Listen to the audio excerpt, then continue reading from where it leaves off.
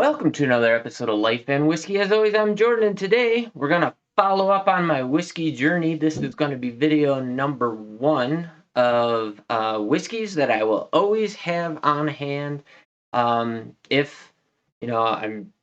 always have on hand, I guess, like several of these bottles are empty or cases are empty because I just haven't been to the locations where I can restock. But when I get the opportunity, I will restock these. So I'm going to start with Scotch, and actually, we'll go with this.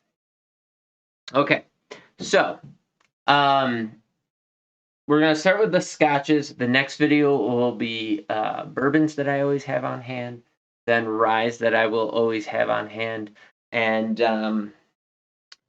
I think that's probably where we're going to leave things. So we're going to start with Scotch. Now, the only Scotch that I really, really enjoy that is a non-peated Scotch is the Monkey Shoulder. Now, there's probably plenty out there that I would really enjoy.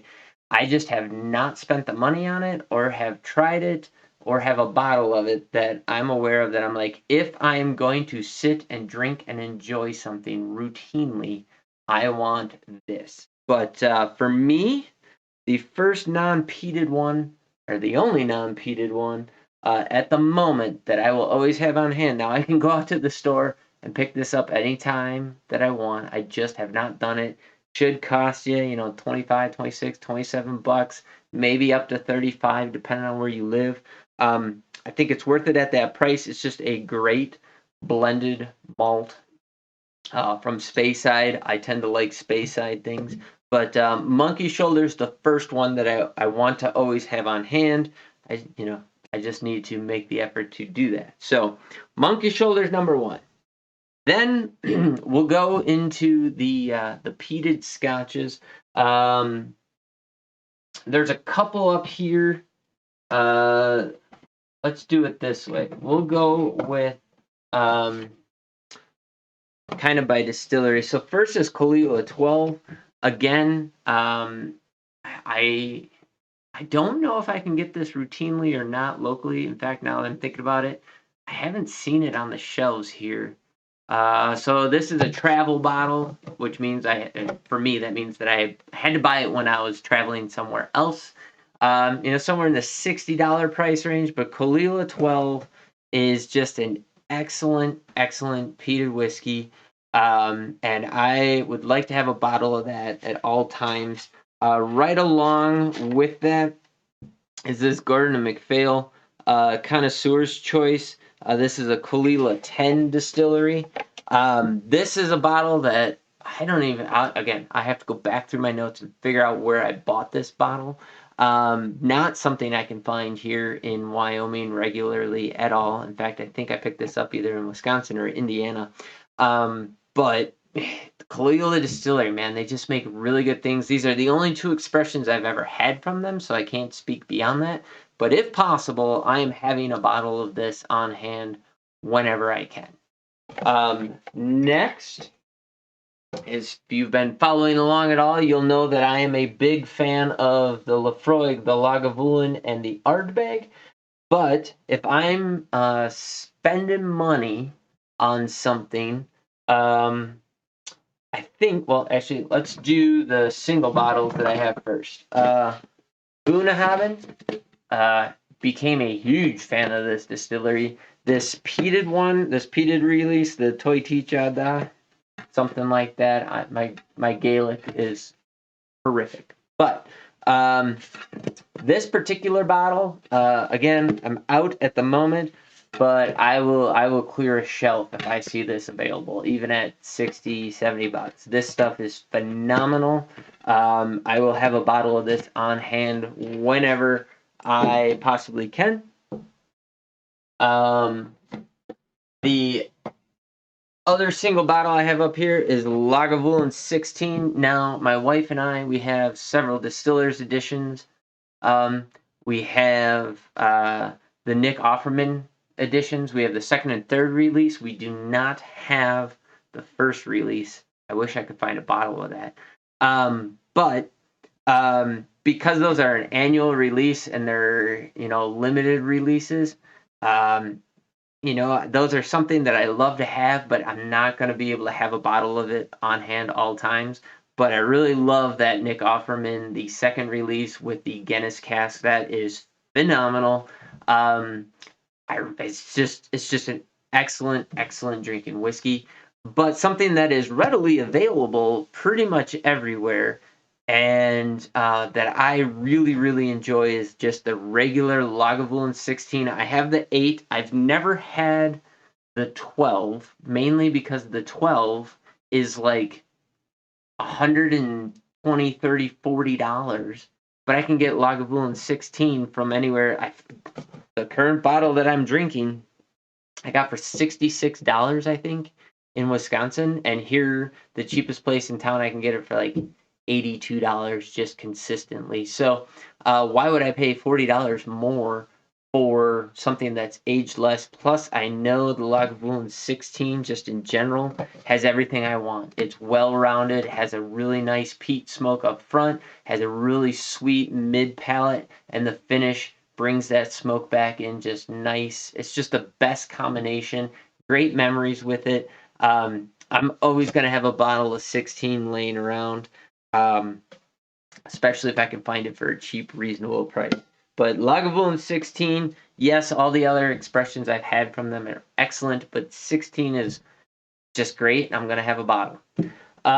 Next, let's go to Ardbeg. Now, Ardbeg, love the distillery. Again, I have many expressions from them. I have some of their more interesting things or limited, shall we say. Like we have the Ardbeg, we have the Ardcore. Um, I got the Wee Beastie, which pretty much everybody can get.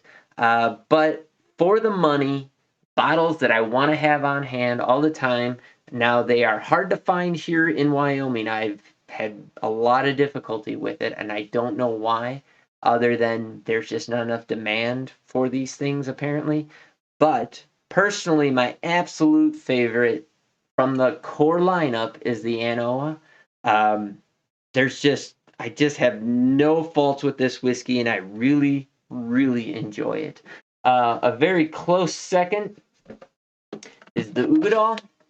Um, Again, no faults with it. I just lean the roundness and the smoothness of the Anoa to me, and the density of flavor. The Anoa just trumps the Ugadal by a little bit. But these are my two favorite core expressions. Now I have no qualms with the regular Ardbeg 10 or anything like that. It's just I'm having a bottle and I want a bottle on hand at all times. These two are going to be it. And that's where I'm going to focus my money, in particular, the Anoa. Continuing on, we're going to move into Laphroaig. Now, Laphroaig is something that I have learned to absolutely love. My wife and I started, our first bottle was the quarter cask. We tried it when we were out at a fancier dinner, I think for an anniversary. And man, we just fell in love with it. This was early on in my Scotch journey, my peated Scotch journey. I think probably up to that point, the only thing I had was maybe the bottle of Lagavulin 16 that my wife had gotten me. And so it was early on in the days of this whiskey channel. Again, mind you, I've only been doing this since February of 2020, so 3 years, and I really didn't get really deep into the whiskey scene until maybe 2 years ago. Um, and so we had the quarter cask and absolutely loved it. That's something I can find on the shelf all day long. And then I think we bought a quarter cask and a select cask at the same time just because of price. I think the select cask might be the cheapest Laphroaig, and that was like $42, something like that. They're good, but they're not something that I necessarily have to have on hand at all times. Same with the Laphroaig 10, about $52 to $55, somewhere in there locally. Excellent, love it, but not something I have to have. Things that I feel I have to have. Well, I guess I did put the regular Laphroaig 10 in my lineup here. Definitely not gonna. You know what? For a good shared experience that's not breaking the bank, I'm going to say Lafroig 10. I'm going to put that in there because I have it out, but also because it is excellent. But the first one that I really want to emphasize is this Lafroig 10 Sherry Cask. Now, that's something that I don't remember where I bought this, but it definitely wasn't local. I picked this up somewhere. It might have been in Wyoming, but I'm not sure. But just anything that is sherry cask finish, port cask finish, any of the finished double oaked whiskeys, no matter what the variety is, whether it's a rye, a bourbon, or a Scotch, my wife and I really seem to dig them. And so if I can get this sherry oak finish, Lafroig 10, I'm going to do it. Then, as everybody knows, Lafroig Lore, huge fan of that. Found it in Casper, and I want to say it was like $72, $82. I don't remember. It was something like that. And go watch that video. I tell you the whole story, but I thought about clearing the shelf. When I came back, they were all sold out. And then maybe the next year I was able to find it again. And so I bought 2 of them just so that I can always have one on the shelf.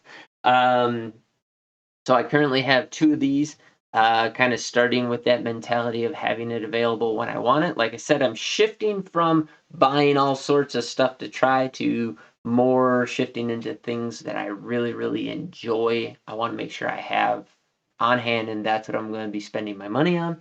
And then finally, the Lafroig Cask Strength. The Lafroig 10 Cask Strength is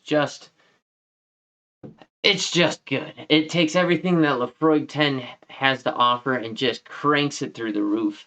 It is, I don't know. To me, I love it unadulterated. It's perfect. But the nicest thing about it is you can then take and water it down as you want to the proof that makes it the most enjoyable for your palate. I have done that. I think that is a wonderful experience to have as well. I have found that there are different proof levels that really, really make it shine in my eye. Um, and so, cast strength, that's another like category of things that I'm currently like keeping my eyes out for on a routine basis. If I like something already, I will try and find it in a cast strength for that ability to proof things down and explore that whiskey on my own. And so there you have it. The Lafroigs are, there's a lot more of them to choose from, and so I'll have more of those. But the sherry cask, the cast strength, and the lore, they're just excellent. There's hundreds of bottles that I would love to have. The Taliskers, I don't really have anything bad to say about any of the Taliskers, but I've kind of drifted away from them. We've had, the Week of Pete, we've had Kilcolman, or Kilcolman, I don't know how you want to say it. We got just a ton of different whiskey under there. But when it comes to peated scotches, like these bottles are things that I find myself coming back to routinely. I've never had a bad experience with it. And no matter what, I pour a glass and I can just sit there and enjoy myself. And so that's really what I want to do. So there you have my lineup. Check them out if you haven't already. Check out the reviews of these whiskeys because this is not a review video. I'm just telling you like, hey, this is what I want. Check out the reviews of each of these whiskeys individually. See if it's something that you like. See if it's something that match up my taste, my nose, my palate with yours. If it matches, go ahead and take my word on all these other whiskeys. See what you think of them. And I hope that you get out and explore whiskey a bit more. But if you get the chance to pick up any of these, I don't think you're going to go wrong if you are a peated Scotch fan. So there you go. Thanks for watching. You guys have yourselves a great day. We'll catch you in the next video where we check out the bourbons I'm going to keep around. And there's probably a lot more of those. So expect this whole thing to be full of whiskey. We'll see you then.